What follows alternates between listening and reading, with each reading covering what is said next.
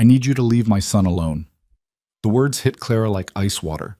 Across the marble table sat Victoria Donovan, billionaire matriarch, corporate legend, and apparently the mother of the man Clara had been falling for.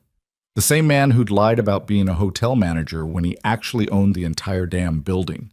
Before we begin, let me tell you what happens when a struggling translator falls for a secret billionaire at a Boston wedding.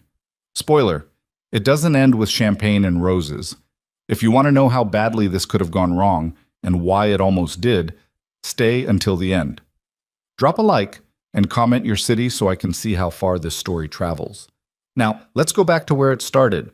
The thing about weddings is they're designed to make you feel like shit if you're there alone. Clara Whitmore had known this going in, but she'd come anyway because her sister Emma had begged her, and because saying no would have required explaining why she couldn't handle watching another couple promise forever when her own engagement had imploded 6 months ago in a Target parking lot.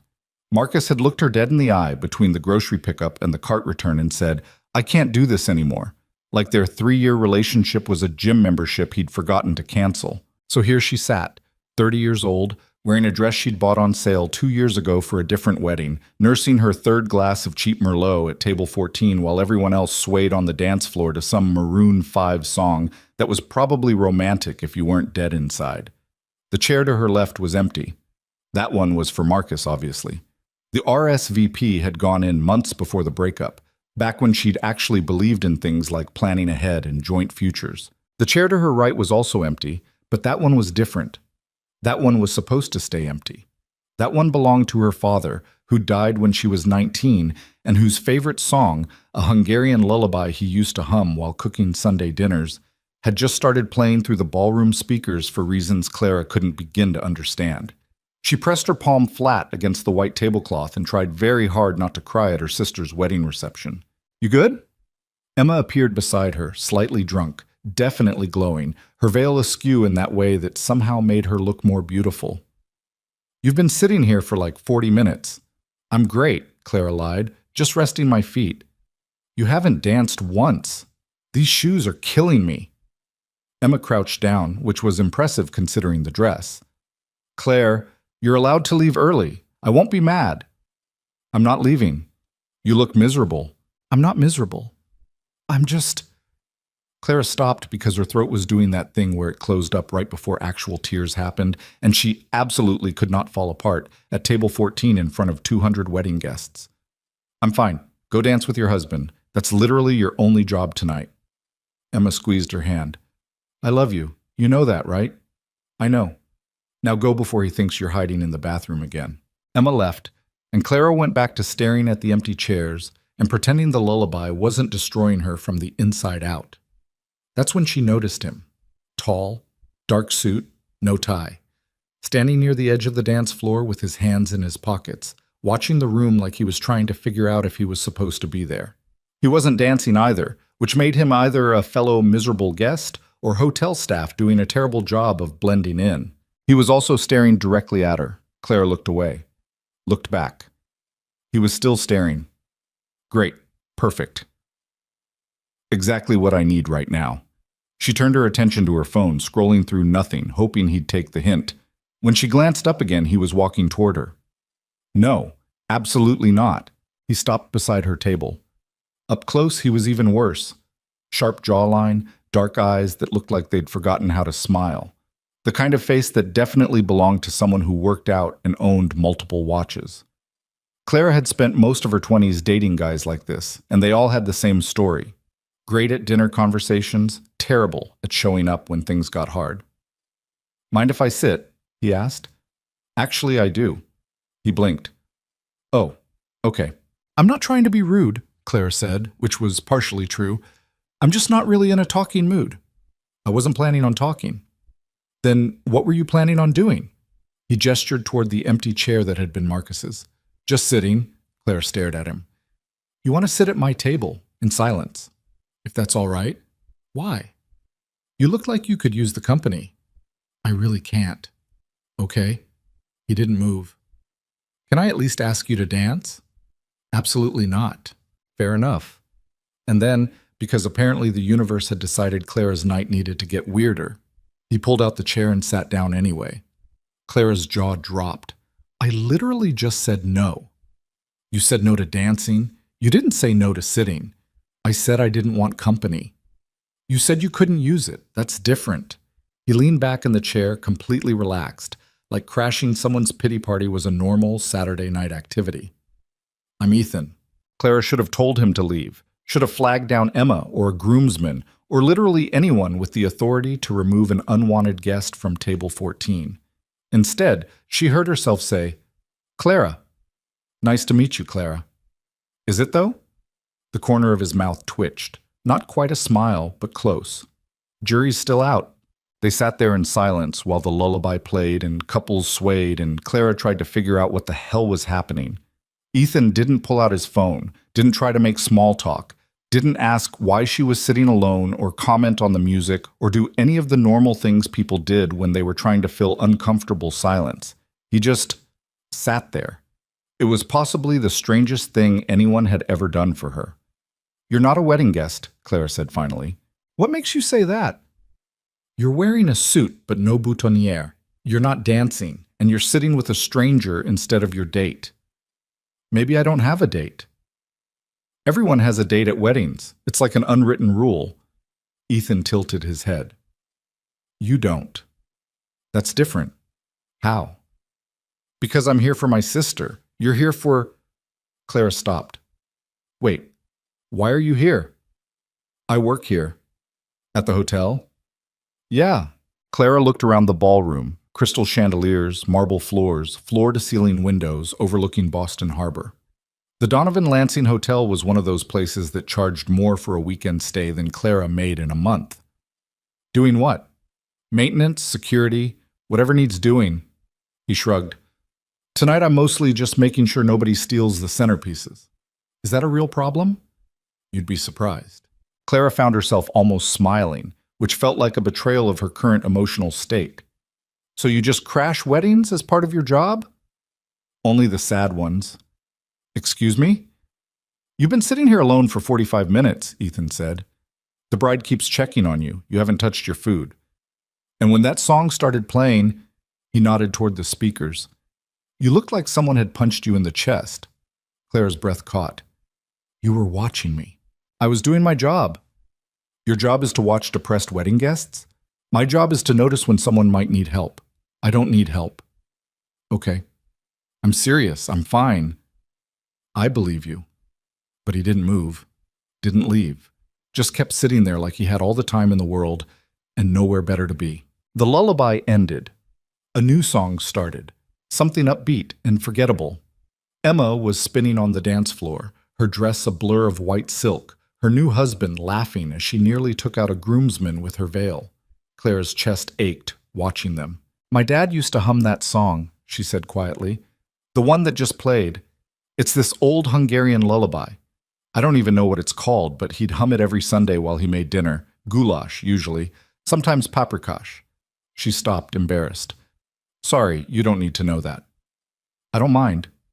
Still, it's weird. I'm being weird. You're being human. Ethan leaned forward, elbows on the table. My wife used to sing to our daughter every night before bed. Same song, every time. After she died, I couldn't listen to it for 2 years without completely losing it. Clara turned to look at him, really look at him. The dark circles under his eyes, the tension in his shoulders, the wedding ring that wasn't there anymore, but you could tell used to be from the slight indentation on his finger. I'm sorry, she said. Don't be, it was 5 years ago. That doesn't make it easier. No, Ethan agreed. It doesn't. They sat there while the reception continued around them, laughter and music and the clink of champagne glasses. Clara had spent the last 6 months convinced she was the only person in the world who understood what it felt like to sit in a room full of happy people and feel completely, utterly alone. Turned out she was wrong. Your daughter, Clara said. How old is she? 7. Her name's Lily. That's a pretty name. She's a pretty kid. Ethan pulled out his phone, scrolled for a second, then turned the screen toward Clara. A little girl with dark curls and missing front teeth grinned at the camera, holding up a drawing of what might have been a cat or possibly a deformed horse. She's obsessed with art right now. Our apartment looks like a preschool exploded. Clara smiled, a real one this time. She looks happy. She is. Most days. Ethan pocketed his phone. The hard part is knowing she doesn't remember her mom. Sometimes I'll tell her stories, show her pictures, but it's like talking about a stranger. She was 2 when it happened. That's awful. Yeah. Ethan looked out at the dance floor. But she's got me, and I've got her. We figure it out. Clara wanted to ask what had happened. Car accident, illness, something else. But she didn't. Some stories weren't meant to be told to strangers at weddings, even strangers who sat with you during sad Hungarian lullabies. The guy in the empty chair, Ethan said. What happened there? How do you know there was a guy? Place setting for 2. You keep looking at the chair like you're mad at it. Clara laughed, sharp and bitter. His name was Marcus. We were together for 3 years, engaged for 6 months. Then one day he decided he needed space to find himself, which is code for, I met someone else, but I'm too much of a coward to admit it. That's shitty. Yeah, well, turns out I'm really good at picking shitty men. Clara finished her wine. He's engaged now, by the way, to the girl he definitely wasn't seeing while we were together. They're getting married in October at some vineyard in Napa. I know this because Emma accidentally showed me the Instagram announcement last month and then cried about it for an hour. Your sister sounds nice. She is. Too nice. She wanted to uninvite him from her wedding, but I told her not to. It's not her fault my relationship imploded. Still, Ethan said, that takes guts. Showing up here knowing he might be around. Clara shrugged. He didn't come. Sent a card and a blender. Even worse. Right? Clara felt the wine hitting her now, warm and slightly dangerous. A blender. Like my sister doesn't already own a blender. Like anyone needs 2 blenders. Maybe she's really into smoothies. Nobody's that into smoothies. Ethan almost smiled again. Fair point. Emma appeared out of nowhere, slightly more drunk than before. Claire, you have to come dance. Brad's college roommate is doing the worm and it's incredible. I'm good here. Come on. Emma stopped, noticing Ethan. Oh, hi. I'm Emma, the bride. Ethan, I work here.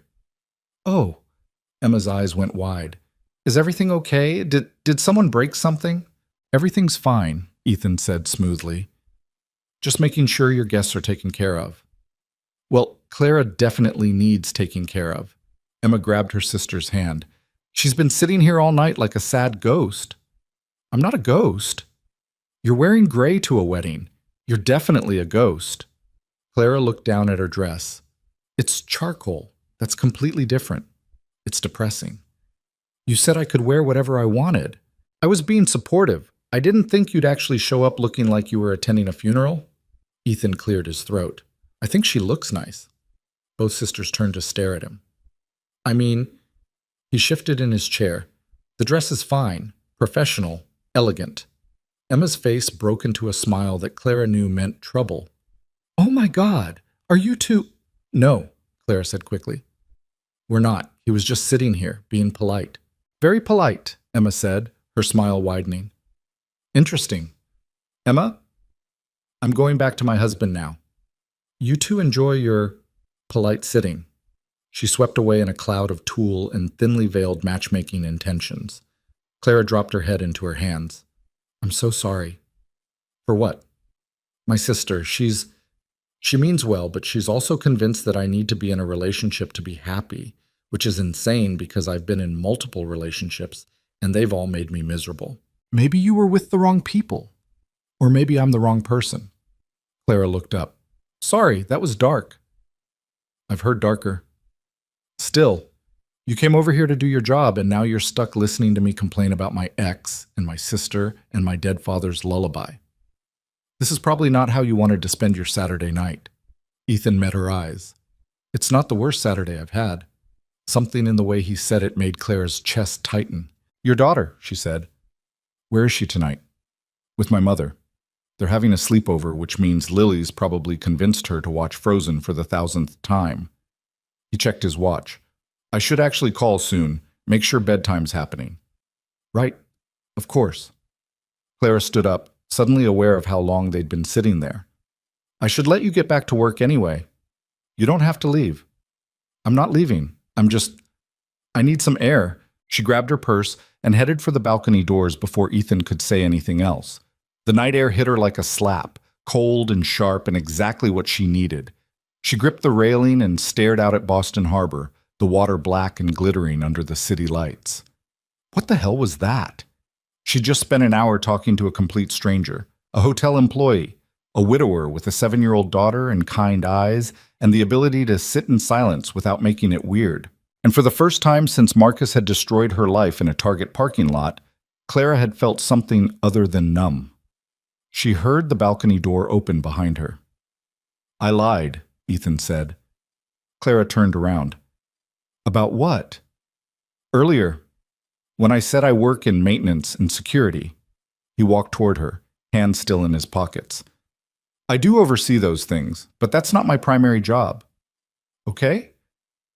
"I manage the hotel, the operations, the staff, the bookings, all of it." Clara frowned. "So you're like the general manager?" "Something like that." "Why didn't you just say that?" Ethan stopped a few feet away from her. "Because when I tell people what I do, they start treating me differently, and I like the way you were treating me." "Like a random guy crashing a wedding?" "Like a person." He looked out at the harbor. "Most people hear hotel management, and they either want something from me or they assume I'm some corporate asshole who doesn't care about anything except profit margins." "Are you?" "Some days." He turned back to her, "But not tonight." Claire didn't know what to say to that. Didn't know what to do with the way he was looking at her, like she was a problem he was trying to solve, or maybe a question he didn't know how to ask. "I should go," she said finally. "Okay. I mean it this time." "I know." But neither of them moved. "Thank you," Clara said, "for sitting with me. You didn't have to do that." "I wanted to." "Why?" Ethan hesitated. "Because you look the way I feel most days, and I thought maybe, I don't know, maybe it would help, both of us." Clara's throat tightened. "Did it?" "Yeah," Ethan said quietly. "It did." They stood there on the balcony while the reception continued inside, music and laughter, and the sound of 200 people celebrating love and forever, and all the things Clara had stopped believing in. "I'm not looking for anything," she said. "Just so you know. I'm barely holding my life together as it is." "Okay?" "I'm serious. I'm a mess. I cry during commercials. I eat cereal for dinner. I haven't written anything decent in 6 months." "What do you write?" "Translations. Literary translations. Hungarian to English mostly. Poetry, essays, that kind of thing. It doesn't pay well and nobody reads it, but it's what I love." She laughed. "Or what I used to love. Now it just feels like another thing I'm failing at." "You're not failing. You don't know that. I know you showed up to your sister's wedding even though your ex might be here. I know you're still wearing the dress even though your sister called it depressing. And I know you sat through that lullaby without leaving, which means you're a lot stronger than you think." Clara felt tears burning behind her eyes. "You don't know me." "Not yet," Ethan said. "But I'd like to." And there it was, the question she'd been waiting for, the moment where everything could either move forward or fall apart. Clara took a breath. "I'm leaving in 5 minutes. I'm going to say goodbye to Emma, and then I'm getting in an Uber. And I'm going home to my terrible apartment where the heat doesn't work, and my neighbor plays terrible music until 2 a.m. "Okay. And you're going to go back inside and do your job and call your daughter and forget this conversation ever happened. Is that what you want?" "I don't know what I want." Clara gripped the railing harder. "But I know I can't handle getting hurt again, and you seem like the kind of guy who could really hurt me." Ethan stepped closer, not touching, but close enough that Clara could smell his cologne, something expensive and understated. "I'm not going to hurt you." "You can't promise that." "No," he agreed, "but I can promise I won't lie to you, and I won't disappear. And if you give me your number, I'll actually use it." Clara looked up at him. "That's a pretty low bar." "And yet most guys can't clear it." She almost laughed. Almost. "What's your last name?" she asked. "Donovan. Ethan Donovan." Clara's heart stopped. "Donovan. As in the Donovan Lansing Hotel. As in the Donovan Hospitality Group. As in the family that owned half the luxury properties in New England and had their name on hospital wings and museum galleries." "You said you managed the hotel," Clara said slowly. "I do." Because you own it. Ethan's jaw tightened. My family owns it.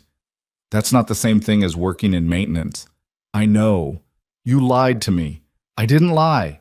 I just didn't tell you everything. Clara stepped back.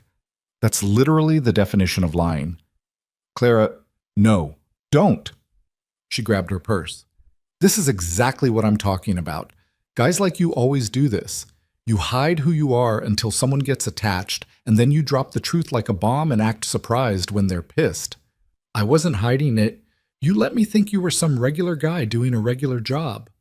I am a regular guy. You're a Donovan, Clara laughed, sharp and bitter. Your family probably has more money than everyone at this wedding combined. That doesn't change who I am. It changes everything. She pushed past him toward the balcony door. Have a nice life, Ethan. She made it 3 steps before his voice stopped her. Your father's lullaby, he said. It's called Aluznak Abuvash Hegek. The Magic Mountains are sleeping. Bartók wrote it in 1908. There are only 3 recordings of the original arrangement, and the best one was performed in Budapest in 1967 by a pianist named András Schiff. Clara froze. You said you didn't know what it was called, Ethan continued, so I looked it up while you were talking to your sister. Thought you might want to know. She turned around slowly. He was still standing by the railing, hands in his pockets, looking like a man who'd just played his last card and wasn't sure if it would be enough. Why would you do that? Clara asked. Because you looked happy when you talked about your father, and I wanted to give you something that might make you feel that way again. Clara's vision blurred. That's not fair. I know. You can't say things like that and expect me to... She stopped, wiping her eyes. I'm still leaving. Okay. But... Clara pulled out her phone with shaking hands. If you want to text me the name of that recording, I wouldn't hate it. Ethan's face softened. Yeah? Don't make me regret this. I won't. Clara rattled off her number. Ethan typed it into his phone, then looked up at her. Can I ask you something? Maybe. If I hadn't told you my last name, would you have given me your number anyway? Clara thought about it, about the way he'd sat with her in silence, about the lullaby and the daughter, and the fact that he'd noticed she was hurting and decided to do something about it instead of just walking past. Yeah, she said finally. I think I would have. Ethan smiled, a real one this time. Good to know. Clara left before she could change her mind. She said goodbye to Emma, who was too drunk to ask questions. She ordered an Uber. She rode home in silence, staring at her phone and waiting for a text that might not come. It came at 11:47 p.m. Unknown number. This is Ethan. Here's the recording. Link. Hope you like it. Clara clicked the link. Bartók's lullaby filled her terrible apartment with its haunting, beautiful melody. She lay on her bed, staring at the ceiling, listening to the same song her father had hummed 20 years ago in a kitchen that didn't exist anymore. And for the first time in 6 months, she let herself cry. Not because she was sad, but because someone had finally seen her, really seen her. And instead of running away, he'd sat down beside her and stayed. Her phone buzzed again. Unknown number. Also, just so you know, I meant what I said. I'd really like to get to know you. No pressure. Just, if you're interested, I make pretty good coffee, and I promise not to lie about who I am again. Clara saved his number, stared at the message for a full minute, then typed, Clara, I like my coffee black. No sugar. Ethan, noted. How's Tuesday? Clara, Tuesday works. Ethan, it's a date. Clara set her phone down and closed her eyes. Maybe she was making a mistake. Maybe this would blow up in her face like every other relationship she'd tried to build. Maybe Ethan Donovan was just another rich guy who'd get bored the second things got hard. But maybe, just maybe, he was different, and maybe that was worth the risk. Tuesday came faster than Clara expected, which meant she spent Monday night spiraling in her apartment, trying on 6 different outfits before settling on jeans and a sweater that didn't scream, I'm trying too hard, or I've completely given up on life. The coffee shop Ethan had suggested was in Beacon Hill, which should have been Clara's first clue that this wasn't going to be a normal date. Normal people didn't suggest places with exposed brick walls and imported espresso machines that probably cost more than her rent. She arrived 10 minutes early because punctuality was one of the few things she could still control in her increasingly chaotic life. Ethan was already there, sitting at a corner table with 2 cups of coffee and a nervous expression that made him look younger than he had at the wedding. "You're early," Clara said, sliding into the chair across from him. "So are you." "I didn't want to be late." "Neither did I." Ethan pushed one of the cups toward her. Black. No sugar. Clara picked it up, took a sip. It was perfect, rich and bitter and exactly what she needed. "You remembered." "I told you I would."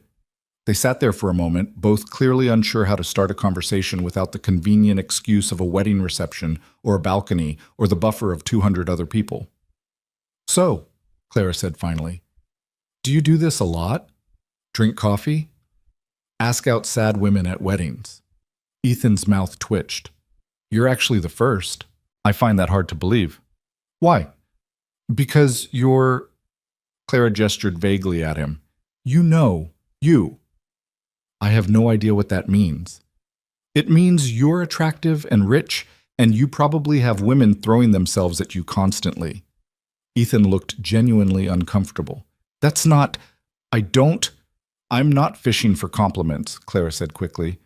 "I'm just trying to figure out why you're here, with me, when you could literally be anywhere else with anyone else. Maybe I don't want to be anywhere else."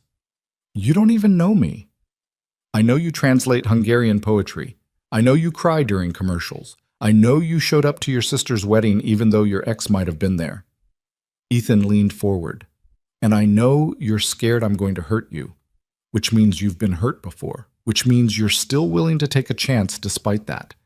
That takes guts." Clara felt her throat tighten. "Or stupidity." "I prefer guts." She took another sip of coffee to buy herself time. This was the part where she usually sabotaged things, made a joke, changed the subject, found an excuse to leave before anything real could happen. But something about the way Ethan was looking at her made it harder to run. "I Googled you," she admitted. "Yeah?" "After the wedding, I typed in Ethan Donovan Boston and spent 2 hours falling down a rabbit hole of business articles and society page photos. Find anything interesting?" "Depends on your definition of interesting." Clara set down her cup. "You inherited the company when you were 27. Your father died of a heart attack during a board meeting. Your wife died 2 years later in a car accident on the Mass Pike. You've been raising your daughter alone ever since while simultaneously running a multi-million-dollar hotel empire." Ethan's expression didn't change. "That about covers it. The articles made you sound like some kind of tragic hero. The young widower who turned grief into success." "The articles are bullshit." "Are they?" "Most days I feel like I'm barely keeping my head above water," Ethan said flatly. "The company's a mess. The board thinks I'm too young to know what I'm doing. My mother thinks I should remarry for Lily's sake.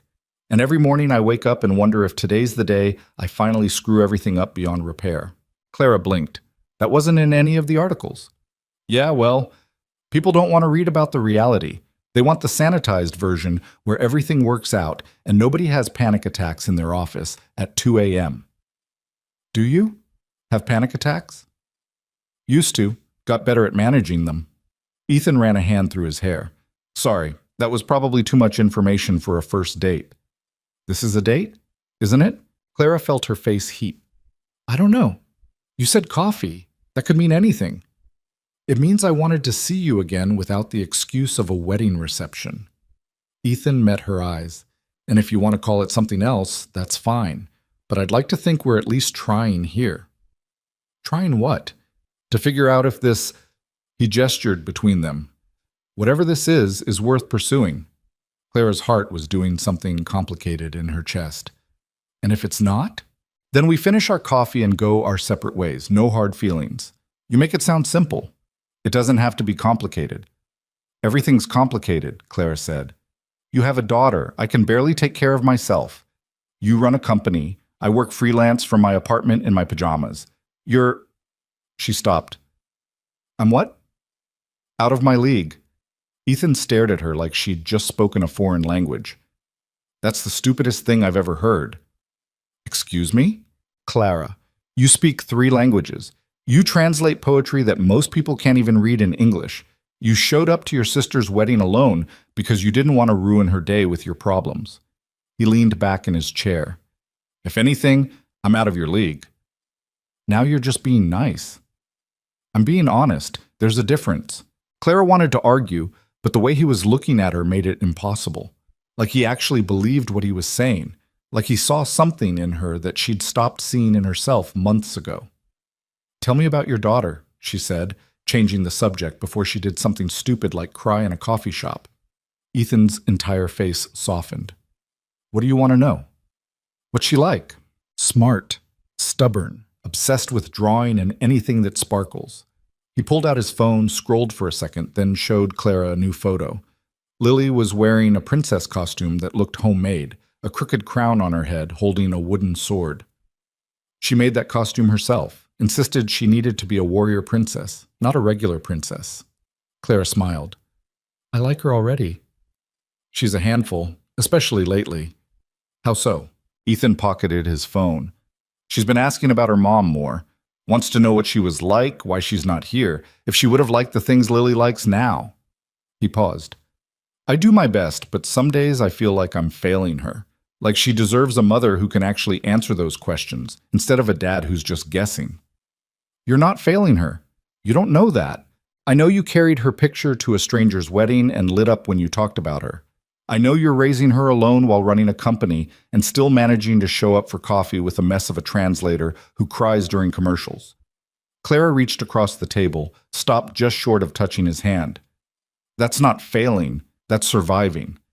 Ethan looked down at her hand. You keep calling yourself a mess. Because I am. What if I don't see it that way? Then you're not paying attention. Or maybe I'm paying attention to different things. He finally closed the distance, his fingers brushing against hers. Like the way you noticed that lullaby at the wedding, or how you stood up for your sister even when it cost you, or the fact that you're here right now even though you're terrified. I'm not terrified. Your hand's shaking. Clara looked down. He was right. That could be the coffee. Could be, Ethan agreed. But I don't think it is. They sat there with their hands almost but not quite touching while the coffee shop buzzed around them. Clara knew she should pull away, should maintain some distance before this turned into something she couldn't control. But she didn't move. I have a lot of baggage, she said quietly, like an embarrassing amount. Everyone has baggage. Mine has baggage. Ethan smiled. I've got a dead wife, a company that's hemorrhaging money, a mother who's convinced I'm ruining my life, and a 7-year-old who asked me last week if I was sad because I never smile anymore. So trust me when I say I understand baggage. The company's losing money? That part wasn't in the articles? They made it sound like everything was great. Yeah, well, Ethan pulled his hand back, wrapped it around his coffee cup. The Boston location's fine, but we expanded too fast into New York and Chicago, and now we're bleeding cash trying to keep properties afloat that should have never been built in the first place. The board wants to sell. My mother wants to merge with another company. And I'm stuck trying to figure out how to save my father's legacy without destroying everything in the process. Clara absorbed this. Why are you telling me this? Because you asked, and because I'm tired of pretending everything's fine when it's not. That must be exhausting. You have no idea. Ethan finished his coffee. Sorry, this is probably not what you signed up for when you agreed to coffee. I didn't really know what I was signing up for. Fair point. Clara checked her phone. They'd been sitting there for almost an hour, and it had felt like 10 minutes. I should probably go. I have a translation due tomorrow, and I haven't even started. What are you translating? A collection of essays by a Hungarian writer, poetry criticism, mostly. It's dense and complicated, and my client keeps changing the deadline. Sounds frustrating. It is, but it pays rent, so... Clara stood up, slinging her bag over her shoulder. Thanks for the coffee. Ethan stood too. Can I see you again? I don't know if that's a good idea. Why not? Because... Clara stopped, trying to organize her thoughts into something coherent. Because you're dealing with a lot. And I'm dealing with a lot. And throwing two messy people together usually just creates a bigger mess. Or it creates something better. You're an optimist. I'm a realist, Ethan said. And realistically, I haven't been able to stop thinking about you since Saturday. So if you're willing to take another chance, I'd really like to see where this goes. Clara should have said no. Should have walked away before she got attached to a man who had a complicated life and a daughter and baggage that probably outweighed her own. Instead, she heard herself say, I'm free Friday. Ethan's face broke into a genuine smile. Dinner? Nothing fancy. I can't afford fancy. I know a place. Casual. Good food. No dress code. Okay. Okay. Ethan pulled out his phone. Can I text you the address, Yeah. They stood there awkwardly for a second, neither quite sure how to end this. Clara settled for a small wave before heading toward the door. Clara, Ethan called after her. She turned around. For what it's worth, he said, I don't think you're a mess. I think you're someone who's been through hell and came out the other side still willing to try. That's pretty incredible. Clara felt her eyes burn. You barely know me. Then let me get to know you better. She didn't trust herself to respond, so she just nodded and left before the tears actually fell. The text came 3 hours later while she was elbow-deep in Hungarian poetry criticism and seriously considering throwing her laptop out the window. Ethan. Friday, 7 p.m., Trattoria di Luca in the North End. It's a hole in the wall, but they make the best carbonara you've ever had. Clara. How do you know I like carbonara? Ethan. I don't. But if you don't, we can order something else. That's how restaurants work. Clara. Smart ass. Ethan. You like it? Clara stared at her phone, fighting a smile. Clara. Maybe. Ethan. I'll take maybe. Friday arrived with the kind of cold rain that made Clara question every decision she'd ever made, including agreeing to dinner with a man she'd met less than a week ago. She changed outfits 4 times before settling on a dress that wasn't too formal, but also didn't look like she'd given up on life. The restaurant was exactly as advertised, tiny, crowded, and filled with the smell of garlic and fresh bread. Ethan was already there, sitting at a corner table, wearing jeans and a button-down that made him look less like a billionaire hotel owner and more like a normal person. You found it, he said as she sat down. Google Maps found it. I just followed directions. How's the translation coming? It's not. I spent 6 hours yesterday arguing with myself about the proper English equivalent for a Hungarian word that doesn't translate cleanly, and I still don't have an answer. What's the word? Bonnet. It means sadness, but also regret, but also a kind of deep longing that doesn't exist in English. So now I'm stuck trying to figure out if I should use 3 different words depending on context, or just pick one and hope the meaning comes through. Ethan nodded slowly. That sounds impossible. It is impossible. That's why I love it. Clara grabbed the menu. Also why I'm constantly broke and questioning my life choices. You could do something else. Like what? Corporate translation, technical documents, anything that pays better. I'd rather die, Clara said flatly. I spent 2 years doing medical translation, and I wanted to kill myself every single day. Give me impossible poetry over instruction manuals any day. The waiter appeared, an older Italian man who clearly knew Ethan. They exchanged pleasantries in what sounded like passable Italian before the waiter turned to Clara. For you, signorina? Clara glanced at the menu, overwhelmed. What do you recommend? The carbonara, Ethan and the waiter said in unison. Okay then. Carbonara. The waiter disappeared. Ethan poured them both water from the pitcher on the table. You speak Italian, Clara said. Enough to get by. I spent a semester in Rome during college. Of course you did. What's that supposed to mean? Nothing, just, you're one of those people who's good at everything, aren't you? Ethan laughed. I'm definitely not good at everything. Name one thing you're bad at. Relationships. The word hung between them. That was honest, Clara said finally. You asked. Ethan leaned back in his chair. I was married for 3 years. 2 of those years were good. The third was, he stopped. We fought constantly. About the company, about money, about how much time I was spending at work. She wanted me to step back. I couldn't. And then she died before we could figure out how to fix it. I'm sorry. Don't be. I've had 5 years to process it. He paused. The worst part isn't that she died. It's that I'm not sure we would have made it even if she'd lived. And that makes me feel like a terrible person. Clara didn't know what to say to that. Didn't know how to comfort someone who was grieving a relationship that had been broken long before it ended. My longest relationship was 3 years, she offered. Marcus, the guy from the wedding, or rather, the guy who wasn't at the wedding. What happened? I got boring. Clara shrugged. At least that's what he said. That I'd stop trying. That all I cared about was work. That he needed someone who actually wanted to do things instead of sitting at home translating poetry nobody would ever read. Sounds like he was an idiot. Maybe. Or maybe he was right. Clara traced the rim of her water glass. I did stop trying. Toward the end, I couldn't pretend anymore. Couldn't pretend I was happy or that the relationship was working or that I saw a future with someone who thought my job was a hobby. It's not a hobby. Try telling that to literally anyone who asks what I do for a living. The food arrived. Huge plates of carbonara that looked better than anything Clara had eaten in months. She took a bite and nearly groaned. Okay, she said around a mouthful of pasta. You were right. This is incredible. Ethan smiled. Told you. They ate in comfortable silence for a few minutes. Clara was halfway through her plate when she noticed Ethan watching her. What? She asked. Nothing. You look happy. It's really good pasta.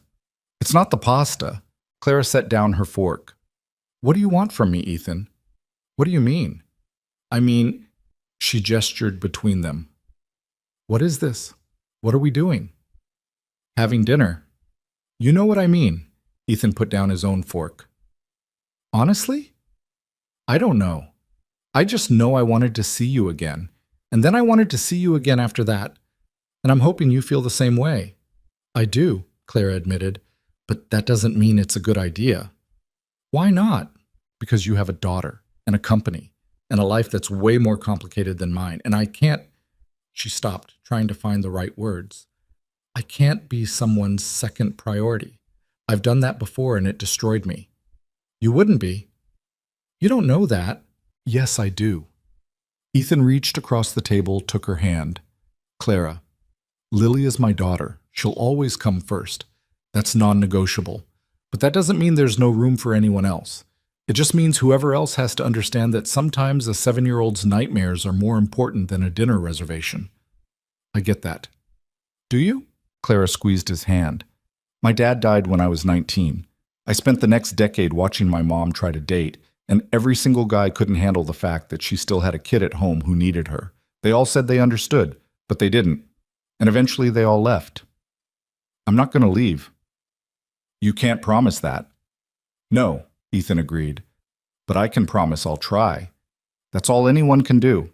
Clara wanted to believe him. Wanted to believe this was different, that he was different, that maybe she could have something good for once without it falling apart. Tell me about her, she said. Lily, what's her favorite thing? Ethan's face lit up. Right now? Drawing. She's obsessed. We have a whole wall in the apartment that's just her artwork. Dragons, princesses, cats, whatever she's into that week. Does she know? About your wife? She knows her mom died. She doesn't remember her, which Ethan's voice caught. Which is probably a blessing, honestly, but she asks questions, wants to know what she was like, if they looked similar, why she's not here. What do you tell her? The truth, that her mom loved her, that she died in an accident, that it wasn't anyone's fault. He paused. And that even though she's gone, Lily's still got me, and her grandmother, and a whole life ahead of her. That's good, that you're honest with her. I don't know if it's good. I just know it's all I've got. Ethan finished his water. She's been asking lately if I'm going to get married again. Clara's heart skipped. What did you say? I said maybe someday, if I met the right person. And what did she say? She said the right person has to like drawing and know all the Disney princesses and not be scared of spiders, because she likes keeping them as pets, and most adults freak out. Clara laughed despite herself. Those are reasonable requirements. I thought so too. They finished dinner slowly, talking about everything and nothing. Lily's school, Clara's impossible translation project, Ethan's nightmare board meetings, the fact that neither of them had taken a real vacation in years. When the check came, Ethan grabbed it before Clara could protest. I can pay for my half, she said. I know you can, but I invited you, so I'm paying. That's old-fashioned. Call it what you want, you're not paying. Clara wanted to argue, but something about the way he said it, not condescending, just matter-of-fact, made her let it go. Outside, the rain had stopped, leaving the streets wet and glittering under the streetlights. Ethan walked her to the tea station. hands in his pockets, looking like he was trying to figure out how to say something. "Can I ask you something?" he said finally. "Sure. If I wanted to introduce you to Lily, not now, but eventually, would that be okay?" Clara stopped walking. "You want me to meet your daughter?"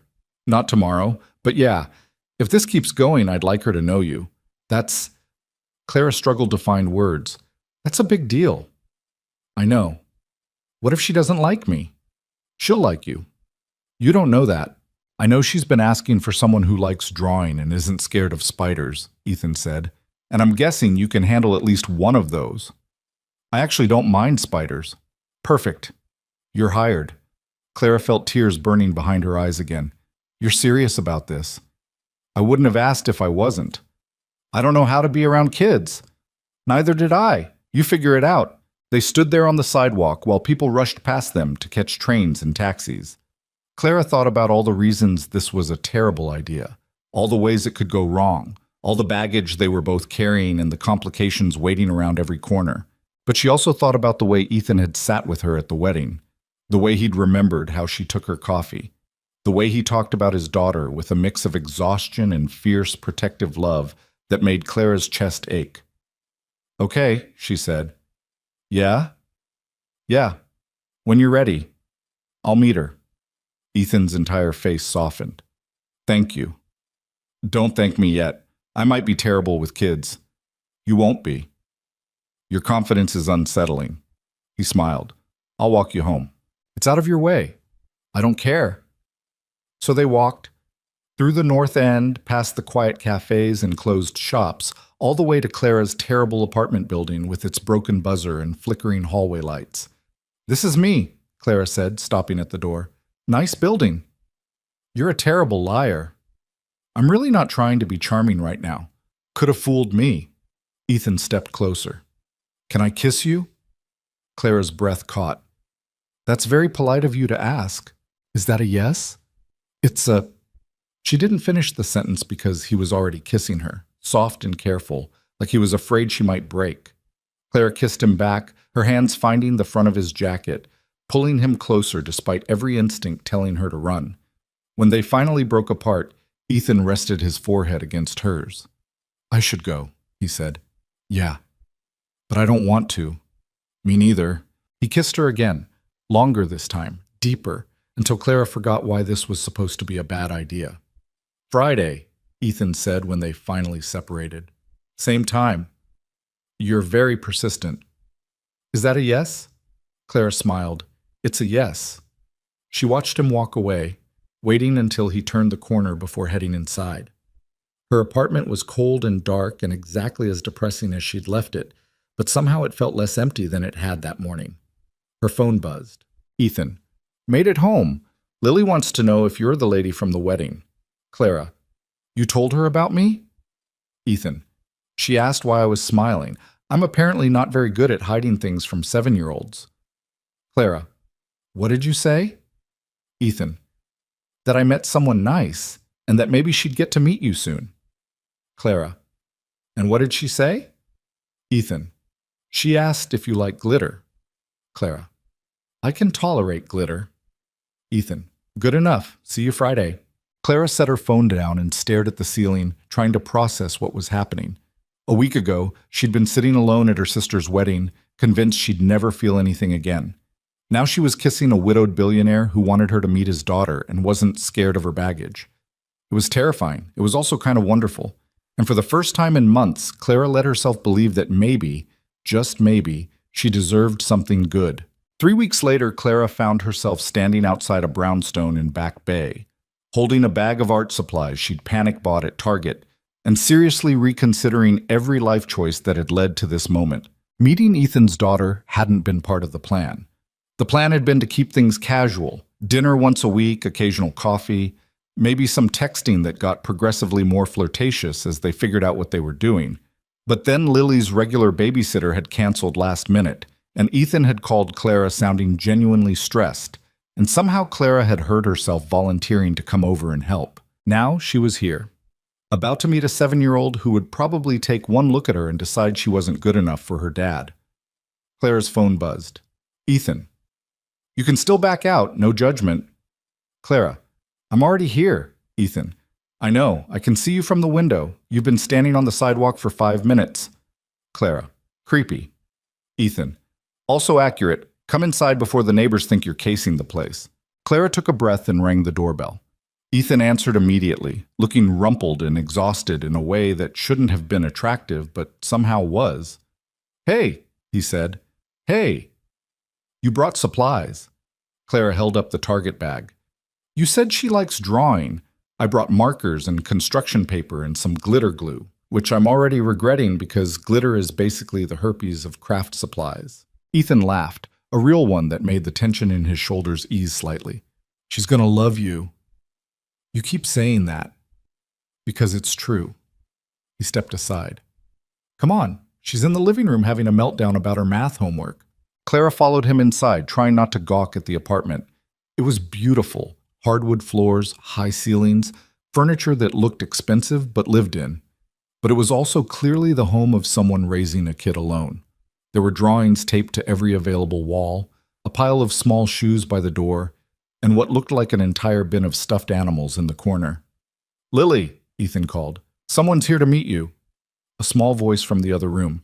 Is it the drawing lady? What did I tell you about eavesdropping? That it's only bad if I get caught. Ethan pinched the bridge of his nose. That is not what I said. Lily appeared in the doorway, all dark curls and missing teeth and a princess dress that had definitely seen better days. She looked at Clara with the kind of intense scrutiny that only kids could pull off. You're shorter than I thought, Lily said. Lily, Ethan warned. It's fine. Clara crouched down to Lily's level. You're taller than I thought. I'm very tall for my age. Mrs. Chen says I'm going to be a giant. Who's Mrs. Chen? My teacher. She's nice, but she gives too much math homework. Lily pointed at the Target bag. Is that for me? If you want it. Lily grabbed the bag and dumped the contents on the floor with zero ceremony. Glitter glue. Dad never buys glitter glue because he says it gets everywhere. It does get everywhere, Ethan muttered. Can we make something? Lily asked, already tearing into the construction paper. Sure. What do you want to make? A dragon. But a nice one. Not the kind that eats people. Clara sat down on the floor next to her. I can work with that. Ethan watched them for a moment, something unreadable crossing his face, before disappearing into the kitchen.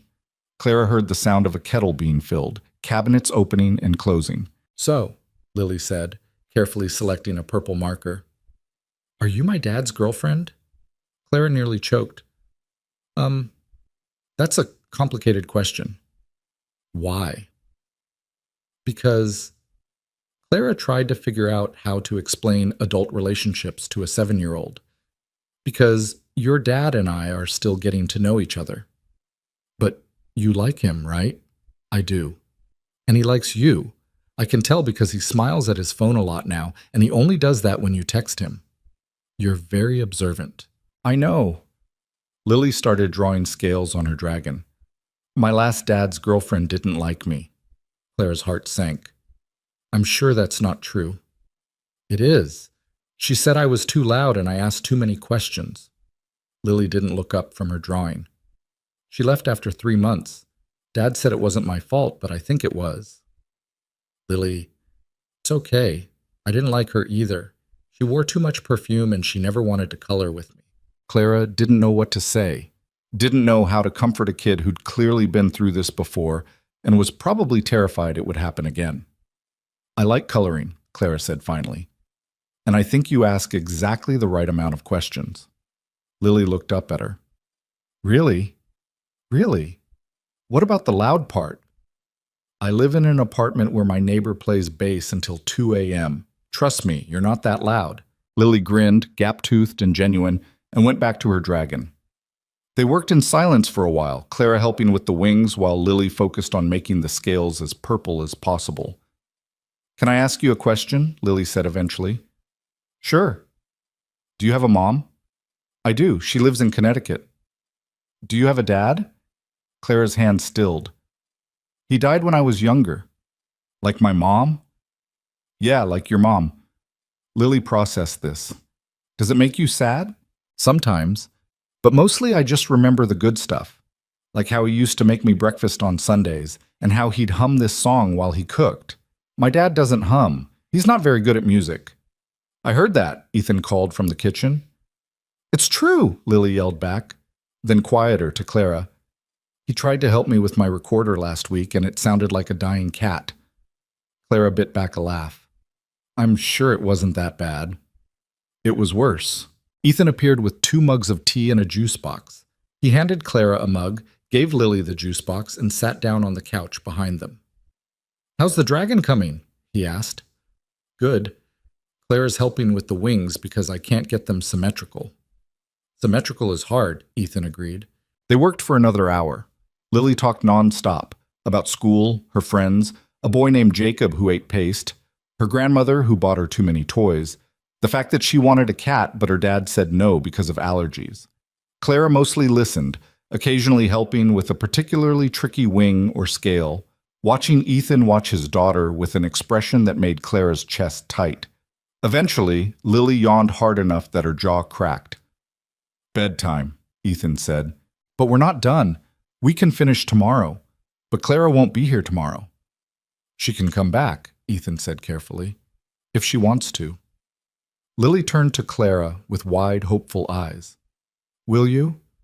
Clara looked at Ethan, who shrugged like your call, and felt something shift in her chest.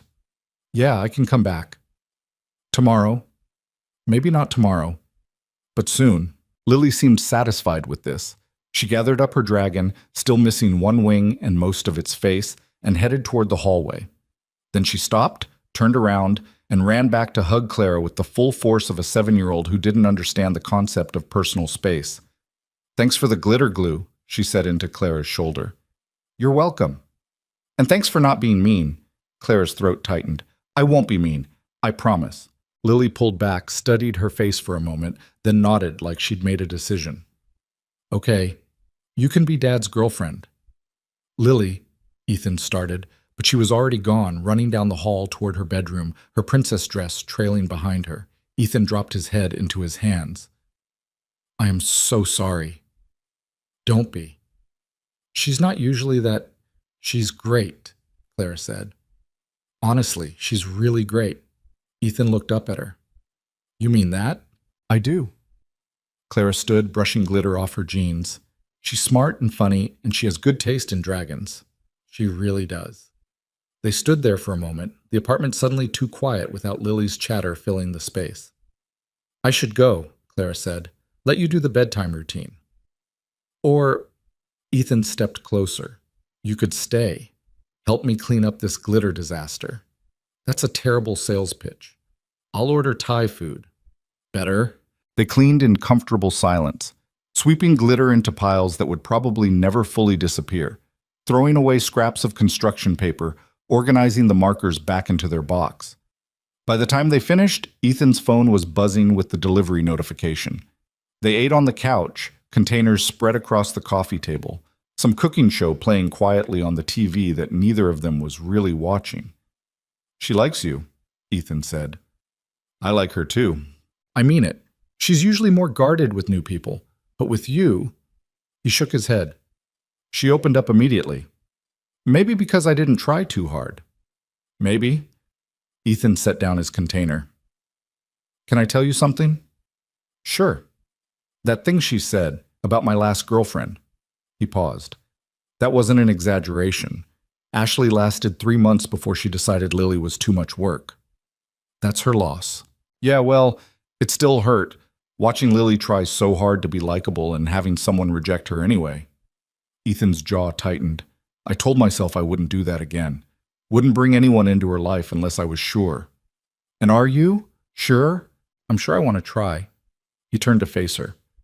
But I need you to know what you're getting into. Lily's not just part of my life. She is my life. And if this gets serious, you're signing up for school plays and math homework and princess dresses at inappropriate times. You're signing up for tantrums and nightmares and questions about death that I don't know how to answer. Clara set down her own container. You're really selling this. I'm being honest. I know. She reached for his hand. And I appreciate it. But Ethan, I'm not Ashley. I'm not going to run the first time things get hard. You say that now. I say it because I mean it. Clara squeezed his hand. Look, I don't know if this is going to work. I don't know if I'm good enough at this to be what Lily needs. But I'm willing to try if you are. Ethan pulled her closer, kissed her forehead. I'm willing to try. They finished dinner curled up on the couch, Claire's head on Ethan's shoulder, both of them too tired to move. At some point, the cooking show ended and something else started. Clara wasn't paying attention. She was thinking about Lily's gap-toothed smile and the way Ethan had looked at his daughter, and the fact that she was here, in this apartment, being trusted with something precious. I should really go, she said eventually. You could stay. Clara pulled back to look at him. Lily's here. I have a guest room. That's very proper of you. I'm trying to be a gentleman. How's that working out? Ethan kissed her, slow and deep and nothing like a gentleman. When they broke apart, he was smiling. Not great. Clara laughed despite herself. I'm still leaving. Okay. But I'll come back, like I told Lily. When? When do you want me to? Tomorrow, Ethan said immediately. Tonight, always. You're getting clingy. Is that a problem? Clara thought about it.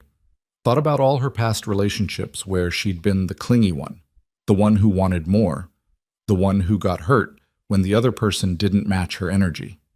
No, she said, it's not a problem.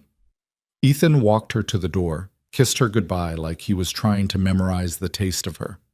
Clara rode the T home in a daze, her jeans covered in purple glitter, her heart doing something dangerous in her chest. Her phone buzzed. Ethan, Lily says you have to come back on Saturday because we're making pancakes and she wants to show you her room. Clara, just Lily says this? Ethan, I might have also mentioned it would be nice if you were here. Clara, might have? Ethan, definitely mentioned, possibly begged. Clara, pathetic.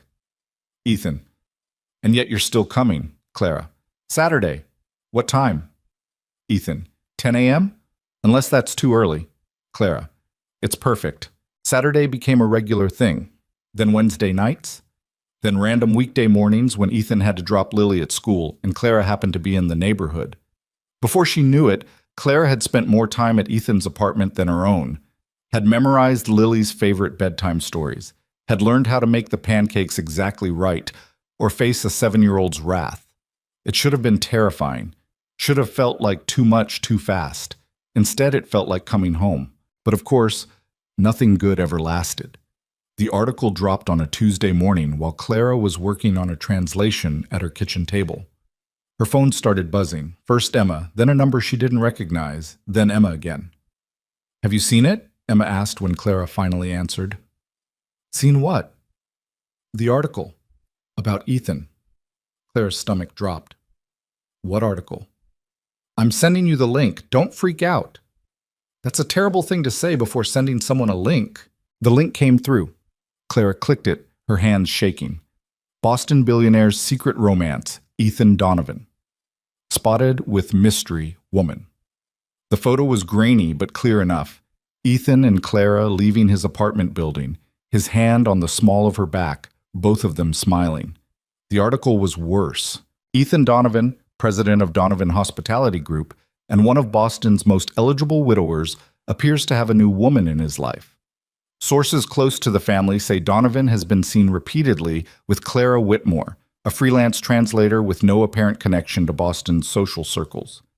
The relationship comes at a complicated time for Donovan, whose company has been struggling financially amid failed expansion attempts. Some board members have expressed concern that Donovan's focus on his personal life is affecting his business judgment. When reached for comment, a representative for the Donovan family declined to respond. Clara read it 3 times, each time feeling sicker. Clara? Emma's voice on the phone. You still there? Yeah, it's not that bad. They basically called me a gold-digging nobody who's distracting him from his job.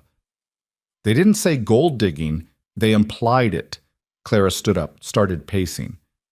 This is exactly what I was afraid of. Have you talked to Ethan? Not yet.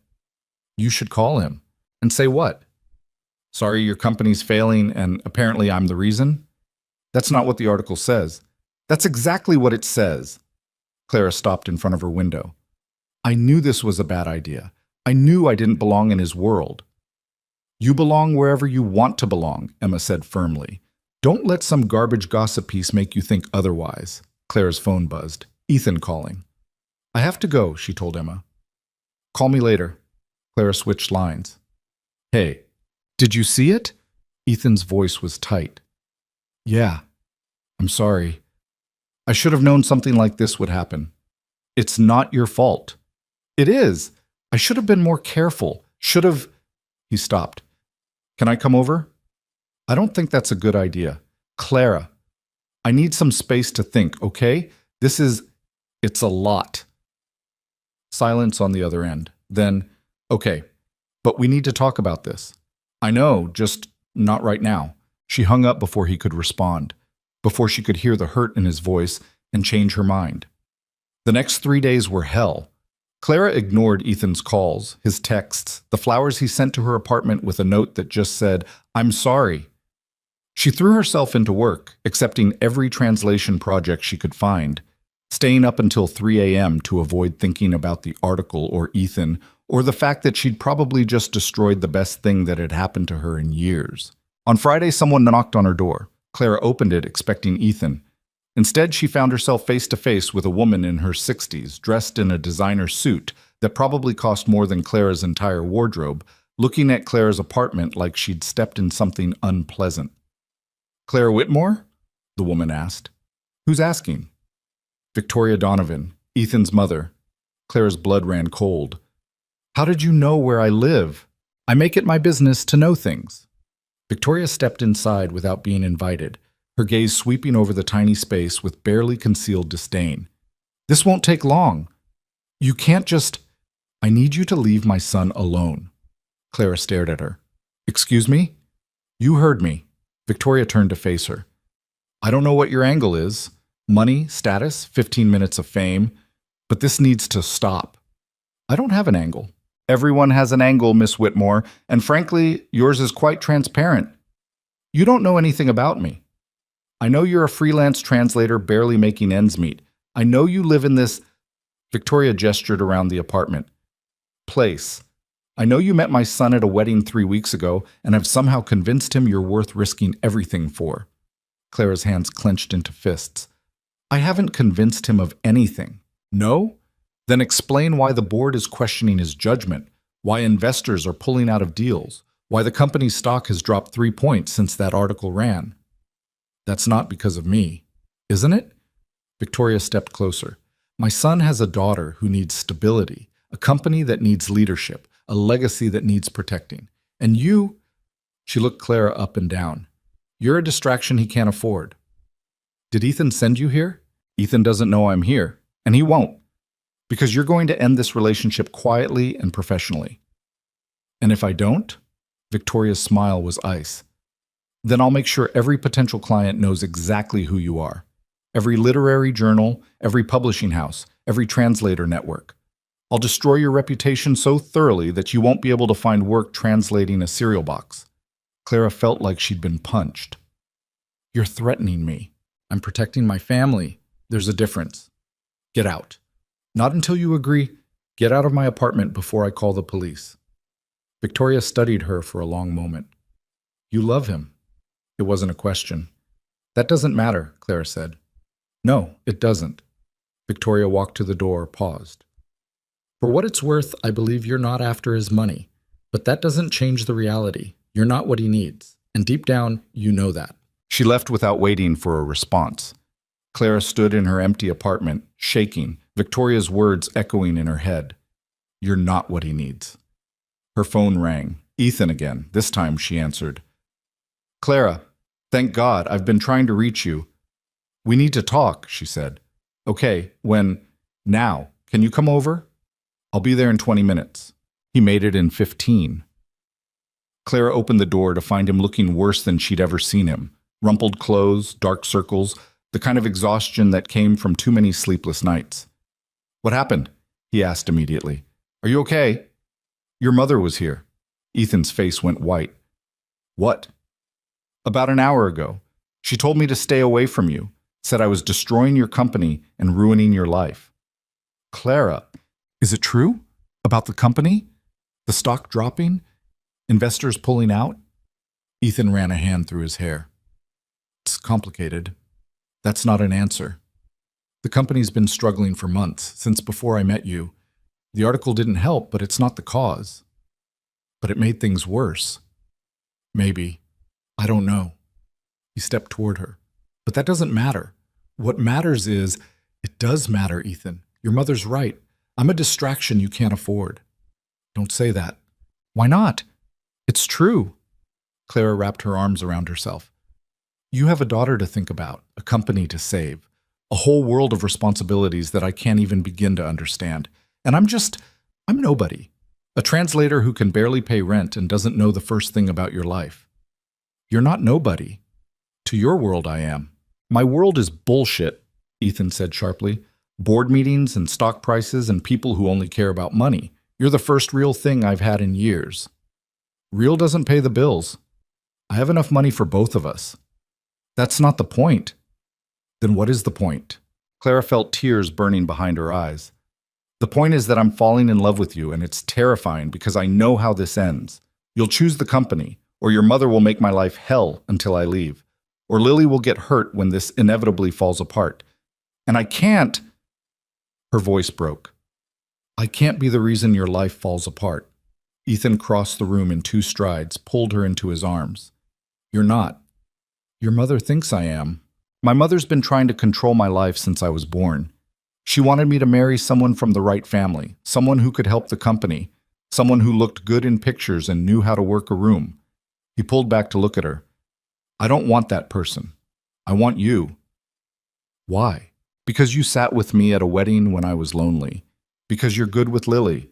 Because you cry during commercials and eat cereal for dinner and translate poetry that nobody reads but means everything to you. He cupped her face. Because you're real, Clara, and I'm tired of pretending. What about the company? I'll figure it out. And your mother? She'll get over it, or she won't. Either way, it's not your problem. Clara wanted to believe him, wanted to believe love was enough to overcome board meetings and disapproving mothers and the very real differences between their worlds. I'm scared, she admitted. Me too. What if this doesn't work? Then it doesn't work, but at least we tried. Clara looked up at him, this man who'd walked into her life 3 weeks ago and turned everything upside down. This man who made her believe in things she'd stopped believing in. Okay, she said. Yeah? Yeah, but I need you to promise me something. Anything. If this starts affecting Lily, if she gets hurt or confused or caught in the middle of whatever drama your family creates, we stop. Immediately. Ethan's expression softened. Deal. He kissed her then, deep and desperate, like he'd been drowning and she was air. Clara kissed him back, her hands fisting in his shirt, pulling him closer. I love you too, Ethan said against her mouth. In case that wasn't clear. Clara laughed despite the tears on her cheeks. It was pretty clear. They stood there in her terrible apartment holding each other, while outside the world kept spinning and the problems kept mounting, and Victoria Donovan probably plotted new ways to destroy them. But for now, in this moment, they had each other. And maybe that would be enough. It turned out that promising to fight for someone and actually doing it were 2 very different things. The article was just the beginning. Within a week, Clara's phone number somehow ended up in the hands of 3 different tabloid reporters who called at all hours asking about her relationship with Boston's most eligible billionaire. Her building superstarted, giving her suspicious looks every time she came home, like dating someone rich was somehow contagious. And worst of all, she got an email from her biggest client, a literary journal that provided almost 1/3 of her income, politely declining to renew her contract for the upcoming year. No explanation given. Clara sat at her kitchen table staring at the email, her stomach churning. She knew what this was. Victoria Donovan making good on her threat. Her phone buzzed. Ethan. Ethan, Lily wants to know if you're coming for dinner tonight. She's making spaghetti, which means the kitchen will be a disaster, but the food will be edible. Clara stared at the message, then at the rejection email, then back at the message. Clara. Can't tonight. Work stuff. Ethan. Everything okay? Clara. Fine. Just busy. She set her phone down before he could respond. Before she could tell him the truth, and watch him try to fix something that couldn't be fixed with money or connections or good intentions. The thing about being with someone like Ethan was that every problem started to look like something he should solve. Client dropped her? He could make a call. Reporter won't stop calling? He knew people. Money tight? Well, that wasn't even a question. But Clara didn't want to be someone's project. Didn't want to be the struggling artist saved by the billionaire boyfriend. She'd spent her entire adult life building a career on her own terms, and she wasn't about to give that up now, even if it meant losing everything. The next morning, she took the T to Cambridge for a meeting with a potential new client, a small press that published Eastern European literature in translation. It was a long shot, but Clara was running out of options. The publisher's office was above a used bookstore accessed by a narrow staircase that smelled like old paper and coffee. Clara climbed to the third floor and knocked on a door marked East Wind Press in fading letters. "Come in," a voice called. Inside, a woman in her 50s sat behind a desk piled with manuscripts, wearing reading glasses on a chain and a sweater that had seen better days. She looked up when Clara entered. "You must be Clara Whitmore." "That's me. Thanks for meeting with me, Ms. Kowalski." "Just Diane." She gestured to a chair. "Sit. Want coffee? It's terrible, but it's free." "I'm good, thanks." Diane leaned back in her chair, studying Clara over her glasses. "So, I read your samples. The Radnodi translations are beautiful, really beautiful." "Thank you. But I have to ask, why are you here? You've worked with some of the best journals in the country. Why come to a small press that can barely afford to pay its authors, let alone its translators?" Clara had prepared an answer for this. Something professional about wanting to work with emerging voices, about believing in Eastwind's mission. Instead, she heard herself say, "Because I need work and nobody else will hire me right now." Diane raised an eyebrow. "That honest, huh?" "Apparently. Does this have anything to do with that article? The one about you and the Donovan kid?" Clara's stomach sank. "You saw that?" "Hard not to. It's been circulating in certain circles." Diane poured herself coffee from a pot that looked like it had been sitting there since yesterday. "People love a good class warfare romance. Poor girl meets rich boy, tale as old as time. It's not like that, isn't it?" "No, I mean..." Clara stopped. "We met at a wedding. We started dating. The media made it into something it's not. And the journals dropping you, that just coincidence? His mother's making my life difficult." "Ah." Diane sipped her terrible coffee. "So you need work because Mommy Dearest is blackballing you." "Basically." "And what happens when she comes after me? When she starts making calls to my distributors, my donors, everyone who keeps this place running?" Clara hadn't thought about that. I'd never ask you to risk..." "Relax, kid. I'm messing with you." Diane set down her mug. Victoria Donovan's been a thorn in the side of the arts community for years, always trying to control which museums get funded, which galleries get attention. She thinks money means power, and usually she's right, but sometimes, she smiled, sometimes people like me don't give a shit about her money or her power. "You're saying you'll hire me?" "I'm saying I'll give you a project, 3 Hungarian short stories due in 6 weeks. The pay is garbage.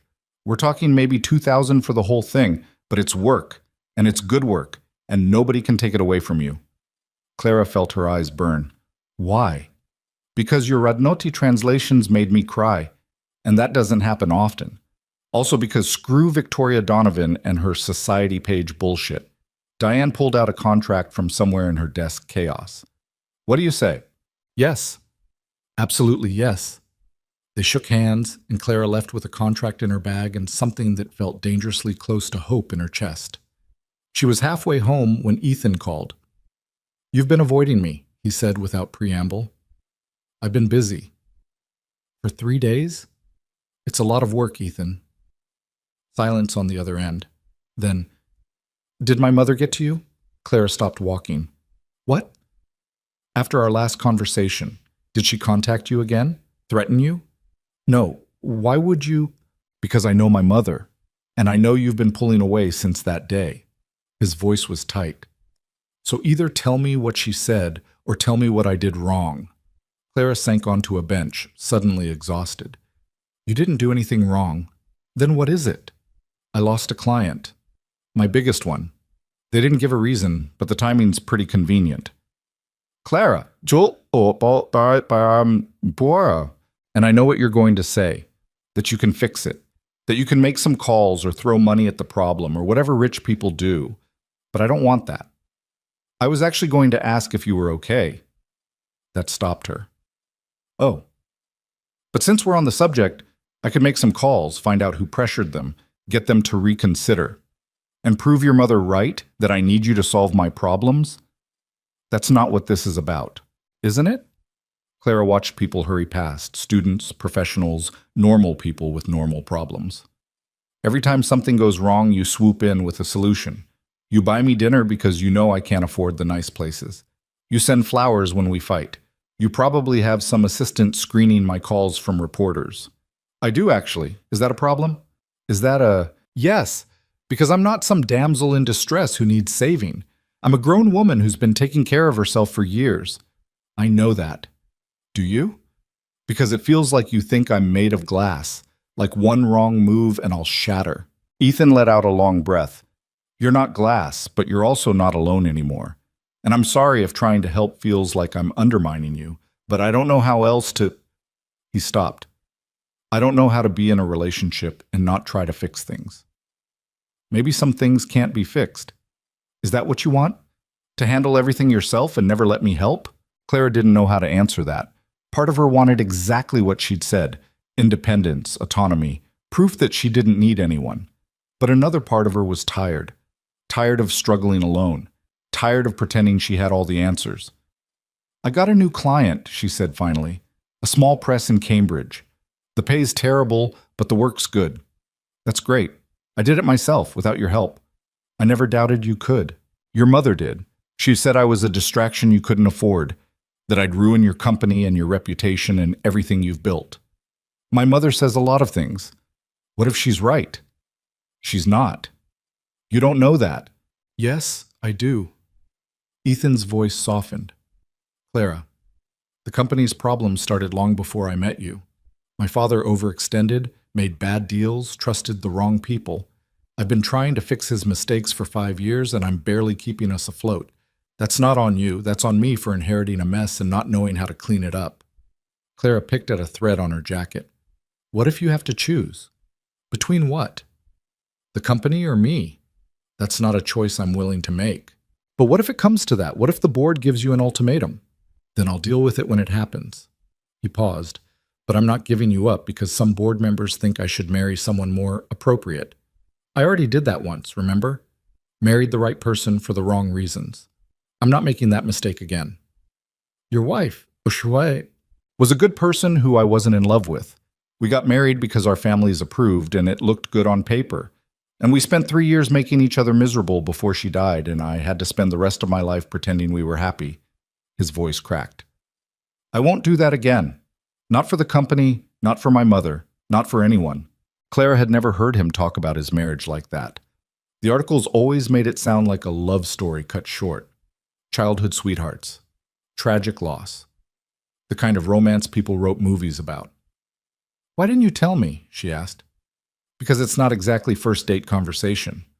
Hi, I'm Ethan. My marriage was a sham, and I'm still dealing with the guilt. I would have understood. Would you, or would you have run for the hills? Fair point. Clara probably would have run. I'm sorry, she said, for assuming, for pulling away. And I'm sorry for trying to fix everything. I'll work on that. We're kind of a mess, aren't we? Yeah, but we're a mess together. Clara smiled despite everything. Can I see you tonight? Lily will be thrilled. She's been asking about you constantly. Just Lily? I may have also mentioned missing you once or twice. Once or twice? Okay, it was more like 50 times. I'm pathetic. You really are.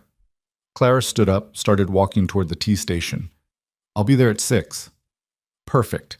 Wear something you don't mind getting spaghetti sauce on. That night, Clara showed up at Ethan's apartment with a bottle of cheap wine and a peace offering, a book of Hungarian fairy tales she'd found at a used bookstore. Lily answered the door wearing an apron that was 3 sizes too big and covered in flour. You came! She threw her arms around Clara's legs. Of course I came.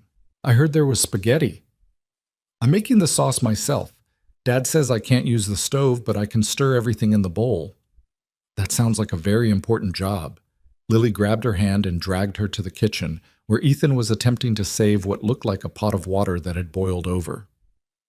"You're early," he said, looking frazzled in a way that Clara found unreasonably attractive. "I'm exactly on time. You're just in over your head." "That's accurate." He abandoned the stove to kiss her hello, quick and sweet, mindful of the 7-year-old currently mixing tomato sauce with the enthusiasm of a cement mixer. They made dinner together, Clara chopping vegetables while Ethan managed the actual cooking, and Lily narrated everything they were doing like a cooking show host. The pasta was overcooked, the sauce was too sweet, and there was cheese on every available surface by the time they sat down to eat. It was perfect. After dinner, Lily insisted on showing Clara her latest art project, a massive drawing of what appeared to be a family of dragons living in a castle. "That one's the dad dragon," Lily explained, pointing to the largest figure. "And that's the kid dragon. And that one," she pointed to a smaller dragon with what looked like a scarf. "That's the friend dragon who visits sometimes." Clara looked at the friend dragon more closely. It had dark hair and was holding what might have been a book. "Is that supposed to be me?" she asked. Lily shrugged, but she was smiling. "Maybe." Clara felt her throat tighten. "I love it." "You can have it if you want." "Really?" "Yeah, I can make another one." Clara carefully took the drawing, holding it like it was made of glass. "Thank you, Lily. I'm going to hang this in my apartment." "Promise?" "Promise." After Lily went to bed, a process that involved 3 stories, 2 glasses of water, and 1 extended negotiation about whether dragons counted as appropriate bedtime conversation, Clara and Ethan collapsed on the couch. "She's exhausting," Ethan said. "She's wonderful." "She's both." He pulled Clara closer. "Thanks for coming tonight." "Thanks for inviting me." They sat in comfortable silence for a while, some documentary playing quietly on the TV. Clara traced patterns on Ethan's hand, thinking about the drawing now carefully rolled up in her bag, about Lily's gap-toothed smile, about the way this apartment felt more like home than her own. "Can I ask you something?" Ethan said. "Sure." "What do you want? Long-term, I mean. From this. From us." Clara considered lying, saying something non-committal about taking things day by day. Instead, she went with honesty. "I want to wake up next to you. I want to help Lily with her homework and fight about whose turn it is to do dishes. I want to translate poetry in your living room while you work on laptop and she draws dragons on every available surface." She paused. "I want the boring stuff, the normal stuff, the stuff that doesn't make it into articles or gossip columns." Ethan kissed the top of her head. "I want that too." "Yeah?" "Yeah. Although fair warning, I'm terrible at dishes." "I assumed." They stayed like that until Clara started dozing off, her head on Ethan's shoulder, his arm around her waist. At some point, he must have carried her to the guest room because she woke up the next morning in an actual bed, still fully dressed, with a note on the nightstand. "Had to take Lily to school. Coffee in the kitchen. Make yourself at home. E."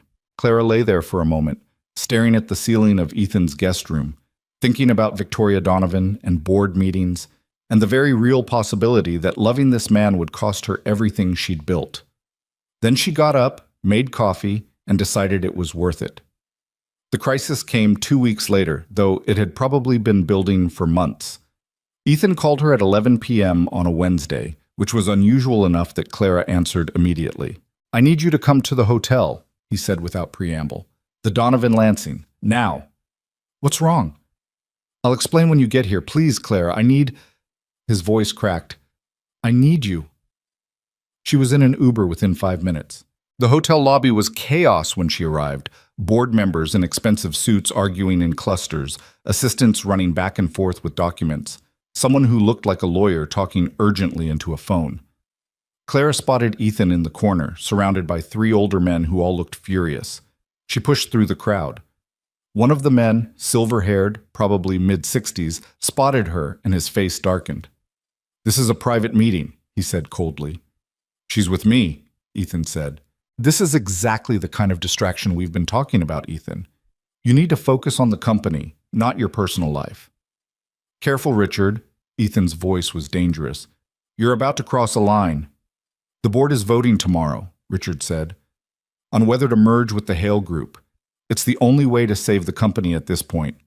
Clara's stomach dropped. The Hale Group, as in Vivian Hale, the woman Victoria wanted Ethan to marry.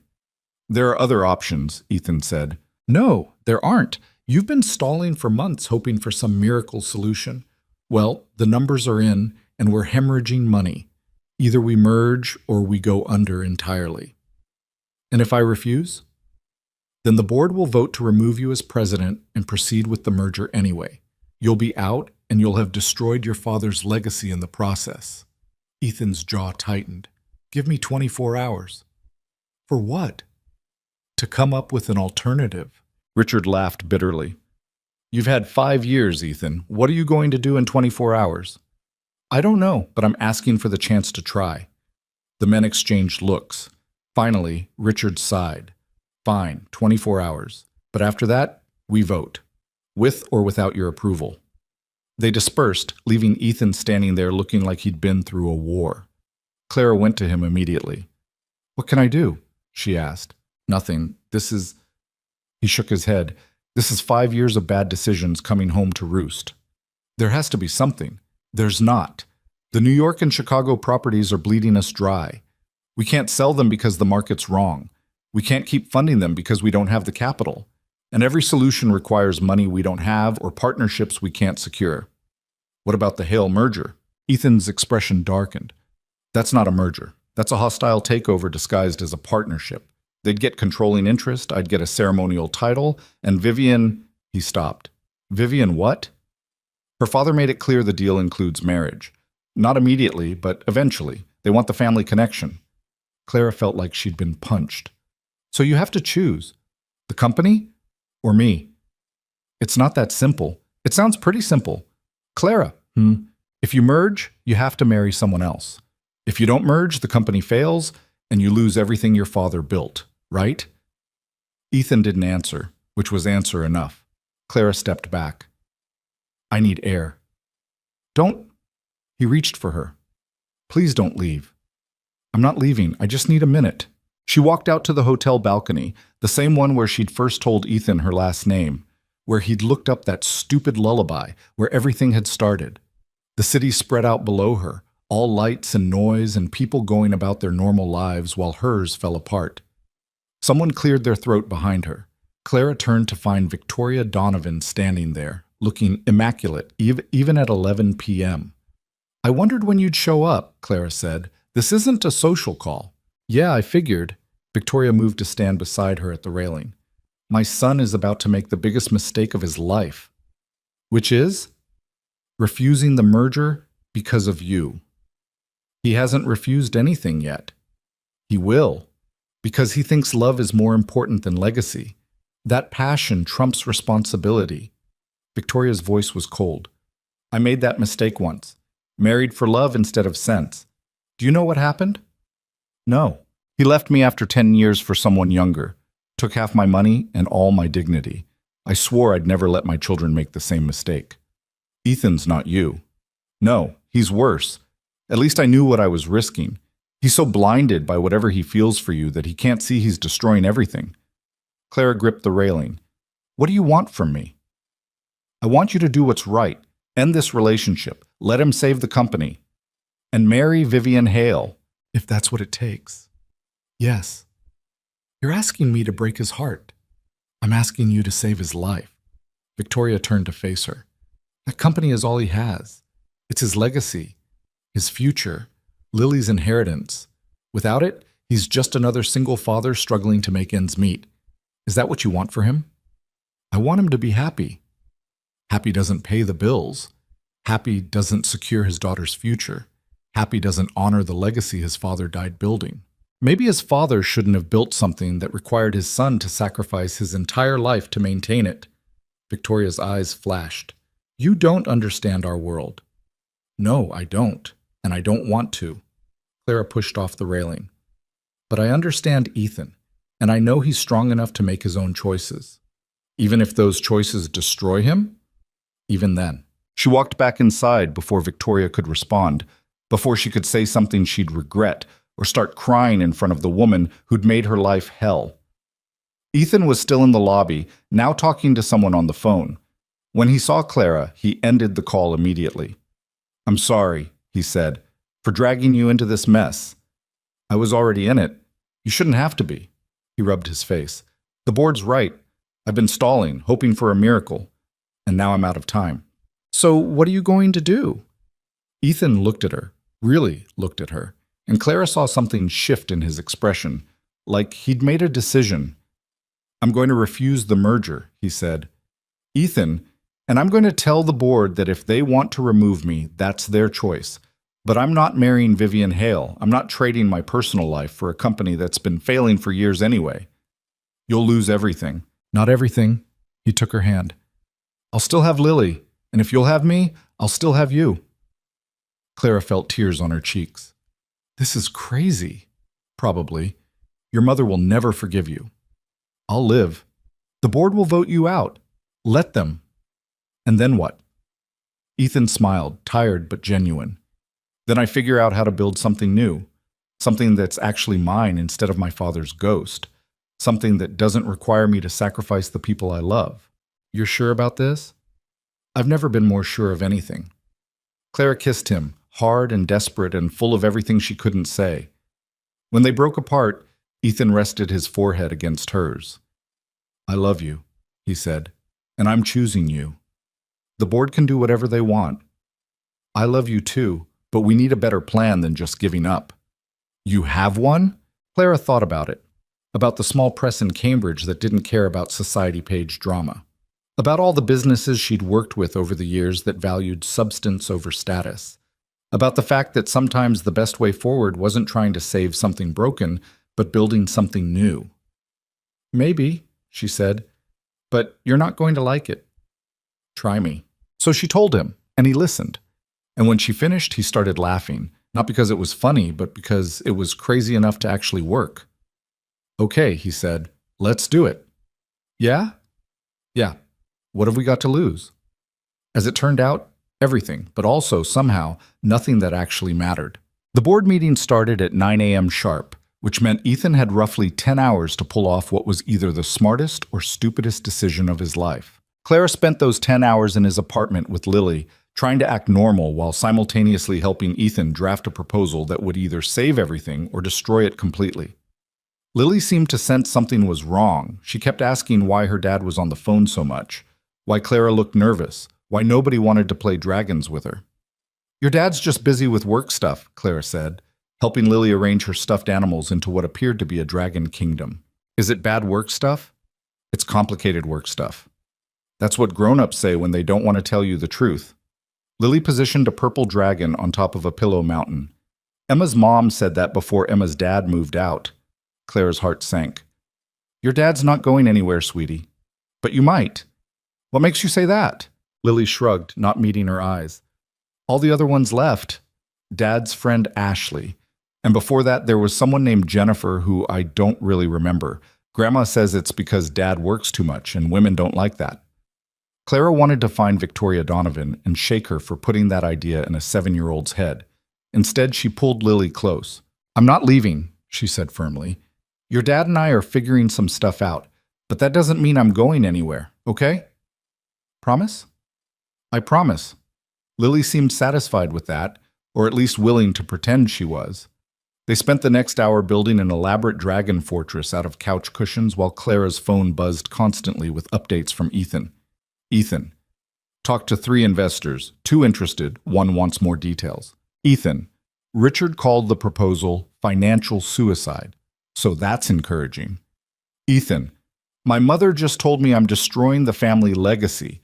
Pretty sure that's her version of good luck." "Ethan. How's Lily?" "Clara. Building a dragon empire, asking hard questions about why people leave." "Ethan. Shit. What did you tell her?" "Clara. That I'm not going anywhere. Hope that's still accurate." "Ethan. It is, no matter what happens today." At 8:30 p.m., Ethan came home looking like he'd aged 5 years in 10 hours. His tie was loose, his shirt wrinkled, and he had the expression of someone who'd just survived a war and wasn't sure if he'd won or lost. Lily ran to him immediately. Did you fix the work stuff? Still working on it, Bug. He scooped her up despite looking ready to collapse. But right now I need you to brush your teeth and get ready for bed. But it's early. Lily, please. Something in his voice made her stop arguing. She hugged him tight, then ran off toward the bathroom. Ethan sank onto the couch, head in his hands. Clara sat beside him. How bad? The board voted 8-4 in favor of the merger. But you're still president? For now, they're giving me 2 weeks to present a viable alternative. If I can't, he didn't finish. Then what happens? Then they proceed with the merger. Remove me from the board, and I lose everything except my shares, which will be worth about half what they are now once the Hales gut the company for parts. Clara took his hand. Tell me about the plan. The real version, not the 2-minute pitch. Ethan took a breath. We sell off the New York and Chicago properties at a loss. Use that capital to restructure the Boston location as a boutique hotel, smaller, more focused, actually profitable. Partner with local businesses instead of trying to compete with the big chains.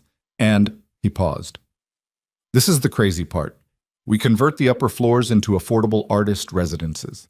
Studios for writers, painters, musicians, people who need space but can't afford Boston rent. That's financial suicide. I know. Richard said the same thing. I was going to say brilliant. Ethan looked at her. You think so? I think it's exactly the kind of thing your father would never have done, which means it's exactly the kind of thing you should do. The profit margins will be terrible, at least for the first few years. But you'll own something that matters, something that's actually yours. If I can pull it off, that's a pretty big if. Clara squeezed his hand. So what's the next step? I need investors, people who believe in the vision enough to take a risk. And I need them in 2 weeks, which is basically impossible. Nothing's impossible, just really, really hard. Ethan almost smiled. When did you become an optimist? When I started dating a guy who sat with me at a wedding because I looked sad. Clara leaned against his shoulder. We'll figure it out. We? You think I'm letting you do this alone? It's not your problem to solve. Too bad. I'm solving it anyway. They sat like that until Lily reappeared in her pajamas, demanding a bedtime story. Ethan read her 3 books, one about dragons, one about a princess who saved herself, and one about a dad and daughter building a treehouse. When Lily finally fell asleep, he came back to the living room and found Clara at his laptop, already drafting emails. What are you doing? He asked. Reaching out to every artist, writer, and creative person I know, telling them about the residency idea, seeing if anyone wants to invest or knows someone who might. Clara, she also calling in a favor from that publisher I work with. Diane knows everyone in the arts community. If anyone can find you investors who care about more than profit margins, it's her. Ethan sat beside her, watching her type with a focus he recognized from when she worked on translations. You don't have to do this. I know. I want to. She glanced at him. Besides, if this works, I'm totally applying for one of those artist residences. My apartment's a nightmare. You could just move in here. The words hung between them. That's a big step, Clara said carefully. I know, but Ethan ran a hand through his hair. I'm tired of pretending this is casual, of acting like you're not already part of this family. Lily asked me yesterday when you were going to live with us, and I didn't have a good answer. What did you tell her? That we were taking things slow, but honestly, I don't want slow. I want to wake up next to you every morning. I want to fight about whose turn it is to make coffee. I want Lily to stop asking when you're coming over because you're already here. Clara's eyes burned. Your mother will lose her mind. My mother already lost her mind. This won't make it worse. The board's going to vote me out anyway if I can't find investors, so screw them. He took her hand. Move in with me. Not because it's practical or makes sense, but because I love you and I want to come home to you every night. That's the worst sales pitch I've ever heard. Is it working? Clara kissed him instead of answering, which was answer enough. The next 2 weeks were chaos. Clara moved her stuff in boxes that Ethan's assistant picked up because Clara didn't own a car and couldn't afford movers. She converted a corner of Ethan's office into a makeshift workspace, her Hungarian dictionaries taking over his bookshelf. her terrible coffee maker replacing his expensive espresso machine. Lily adapted immediately, like she'd been waiting for this all along. She started leaving drawings on Clara's desk, asking her to read bedtime stories when Ethan got stuck on late-night conference calls, stealing her sweaters because they were cozier than Dad's. Meanwhile, Ethan worked 18-hour days trying to line up investors. He pitched his restructuring plan to anyone who'd listen, former colleagues, business school friends, random people Diane connected him with through her arts network. Most said no. Some said maybe. A few said yes, but with conditions that would have defeated the entire purpose. 5 days before the board's deadline, they had commitments for roughly 60% of what they needed. "It's not enough," Ethan said, staring at the spreadsheet on his laptop. It was 2 a.m., and he'd been at this since breakfast. "Even if every maybe becomes a yes, we're still short." Clara looked up from the translation she was supposed to have finished yesterday. "What about the Hale merger? Is that still on the table?" "According to Richard, yes, they're just waiting for me to fail." "And if you took it, the merger?" Ethan closed his laptop. "Then I'd have a job and a paycheck, and Lily's future would be secure. And I'd spend the rest of my life wondering what could have been if I'd just had the guts to try." That's not an answer. The answer is no. I'm not taking the merger. Even if this fails, even if I lose everything, I'd rather rebuild from nothing than spend another 5 years maintaining something I hate. Clara had never loved him more than in that moment, exhausted and stubborn and refusing to compromise on the things that mattered. "Then we need a new plan," she said. "I'm open to suggestions." Clara thought about it, about all the artists she knew who struggled to find space, about the writers working from coffee shops because they couldn't afford studios, about the fact that Ethan's plan wasn't just about saving a hotel, it was about creating something that actually helped people. "What if we crowdfund it?" she said. Ethan stared at her. "What?" "Crowdfunding. We put the artist residency idea online, let people invest small amounts, $20, $50, whatever they can afford. We're not trying to replace the big investors. We're supplementing them, showing that there's actual community interest. That's..." Ethan stopped. "That might actually work. It's a long shot." "Everything we're doing is a long shot." They spent the rest of the night building a campaign. Clara wrote the description, focusing on the human element, artists who needed space, a community that deserved better than another luxury high-rise, the chance to be part of something meaningful. Ethan handled the financial projections, showing exactly how the money would be used and what investors would get in return. They launched it at 6 a.m., posted it everywhere they could think of, and then waited. By noon, they'd raised $300. By dinner, it was up to $2,000. By the end of the week, they'd hit $50,000, not nearly enough to close the gap, but enough to show the board that people actually cared about this. The board meeting was scheduled for Friday at 10 a.m. Ethan went in with his revised proposal, the investor commitments, and printouts of the crowdfunding campaign showing hundreds of individual donors who'd contributed anywhere from $5 to $500. Clara waited at the apartment with Lily, who insisted on making a good luck banner out of construction paper and glitter. By the time they finished, the kitchen looked like a craft store had exploded, and Clara had glitter in places she didn't know glitter could reach. "Think it'll work?" Lily asked, surveying their glittery masterpiece. "I don't know, sweetie, but your dad's doing his best. Is he going to lose his job?" Clara didn't want to lie to her. "He might, but that doesn't mean everything's going to fall apart. It just means things will be different for a while." "Different how?" "I don't know yet, but we'll figure it out together, all three of us." Lily seemed to think about this. "If Dad loses his job, does that mean we have to move?" "Maybe. Would that be scary?" "A little, but..." Lily looked up at Clara with those serious dark eyes that were so much like Ethan's. "As long as we're all together, it's okay, right?" Clara pulled her into a hug. "Right." They were still sitting on the glitter-covered floor when Ethan came home 3 hours later. Clara couldn't read his expression, somewhere between exhausted and shell-shocked, and something else she couldn't identify. "Dad!" Lily ran to him. "Did you see our banner?" Ethan looked at the construction paper sign covered in uneven glitter letters spelling out, "Good luck, Dad." His face crumpled for just a second before he pulled himself together. "It's perfect, Bug. Best banner I've ever seen." "So? What happened?" Ethan looked at Clara over Lily's head. "The board voted 9-3 in favor of my proposal. Clara's heart stopped. What? We're selling the New York and Chicago properties, restructuring the Boston hotel, moving forward with the artist residency program. He sank onto the couch like his legs couldn't hold him anymore. We're actually doing this. Oh my God. Clara crossed to him, not quite believing it. How? What changed? Turns out showing up with $50,000 in crowdfunding and a waiting list of 200 artists who want residencies is pretty compelling evidence that people actually want this. He laughed, a little hysterical. Also, Richard did the math and realized we might actually break even in 3 years instead of 5. That helped. What about your mother? Voted against it, along with 2 of her friends on the board, but the rest... He shook his head. The rest said it was the first time in years they'd seen a proposal that wasn't just about profit margins, that actually stood for something. Lily was bouncing on her toes. Does this mean you still have a job? Yeah, Bug. I still have a job. And we don't have to move? We're staying right here. Lily threw her arms around him and Ethan held her tight, his face buried in her hair.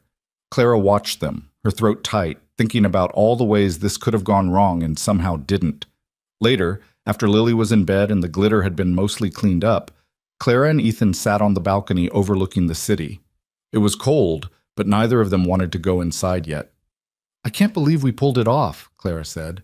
We almost didn't, if the crowdfunding hadn't worked, but it did. Because you thought of it. Because you spent a week sending emails and making calls and convincing people this mattered. Ethan took her hand.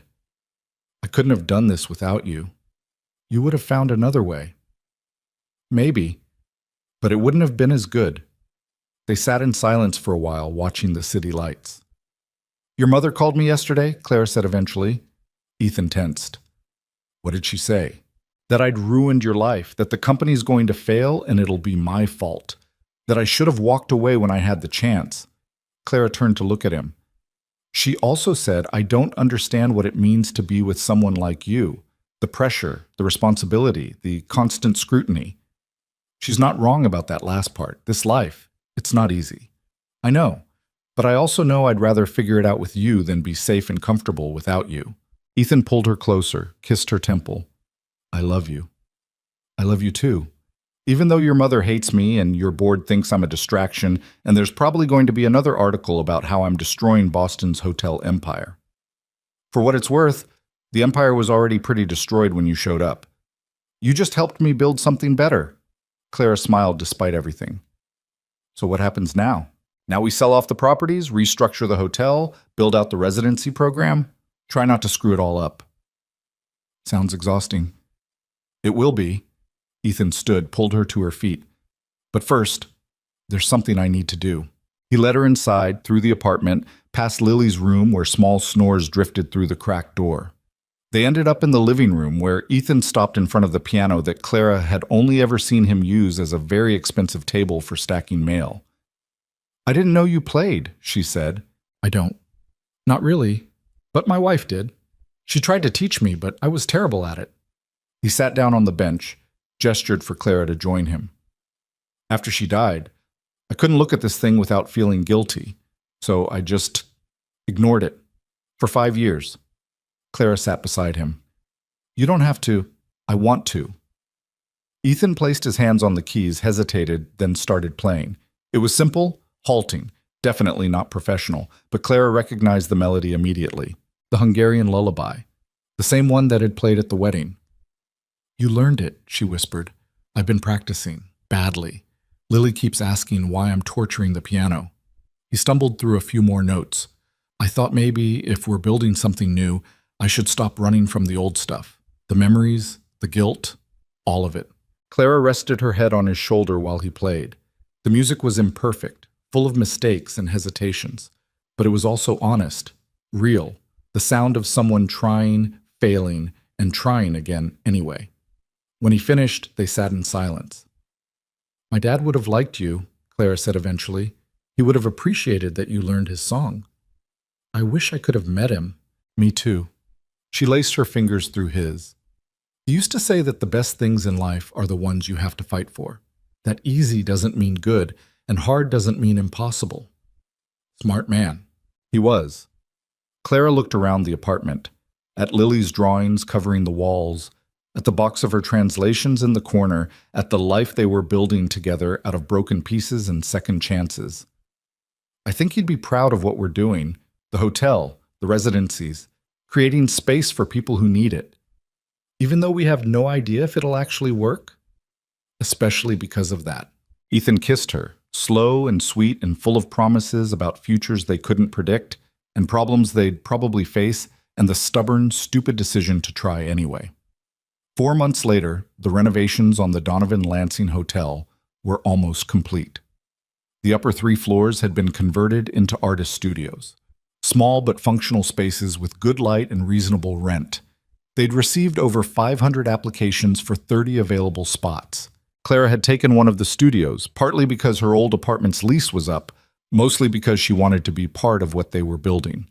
She spent her days translating Hungarian poetry in a space with actual natural light, surrounded by painters and musicians and writers who understood what it meant to create something out of nothing. The hotel itself had been rebranded, smaller, boutique, focused on local partnerships instead of luxury status. The profit margins were tight, just like Ethan had predicted, but they were in the black, which was more than they'd been in years. Victoria Donovan hadn't spoken to her son in 3 months.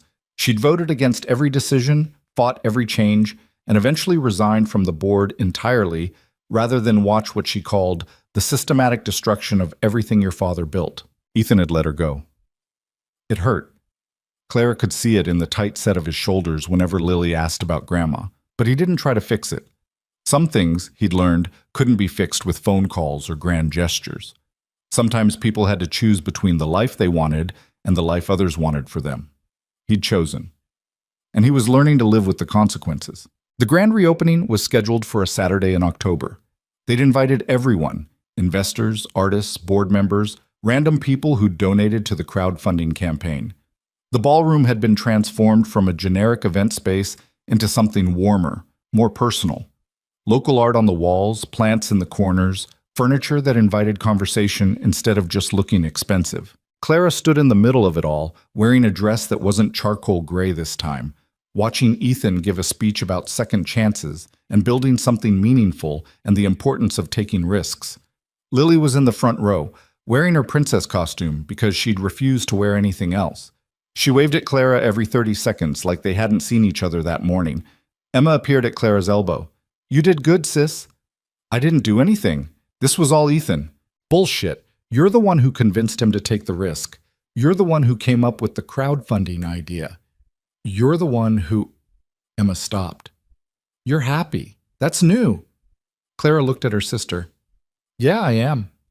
Even with all the drama, the board meetings, and the disapproving mother-in-law and the constant pressure, even with that." Clara watched Ethan finish his speech, watched him search the crowd until he found her. "It's not perfect, but it's real.